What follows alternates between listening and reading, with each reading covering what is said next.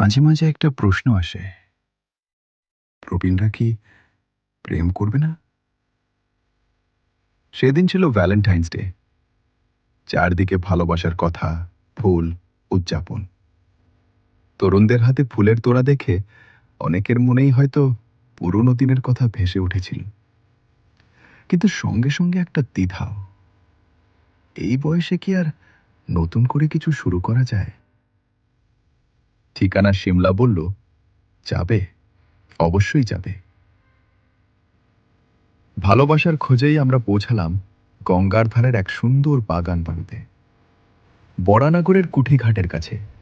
ওপারে বেলুড় মঠ, শান্ত পরিবেশ, হালকা হাওয়া, মনটা যেন নিজে থেকেই ভালো হয়ে যায়।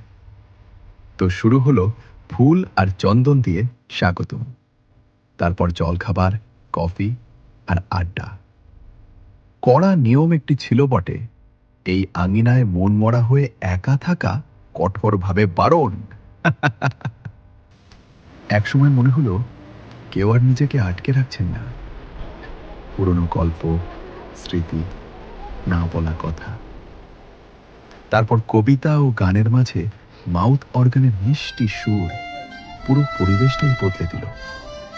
তারপর হাসি, নাচ, আনন্দ, যেন বয়সটা একটু পিছিয়ে যাচ্ছে।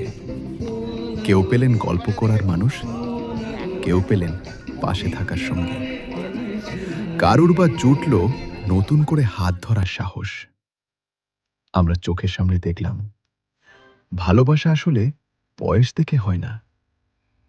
ঠিকানা সিমলার লক্ষ্য একটাই, একাকী, বিচ্ছিন্ন বা সঙ্গীহারা প্রবীণদের মুখে আবার হাসি ফিরিয়ে দেওয়া, তাদের জীবনে একটু আনন্দ, একটু সঙ্গ, একটু আপনজনের অনুভূতি এনে দেওয়া। তাই আবারও বলবো, প্রবীণরাও প্রেম করতে পারেন।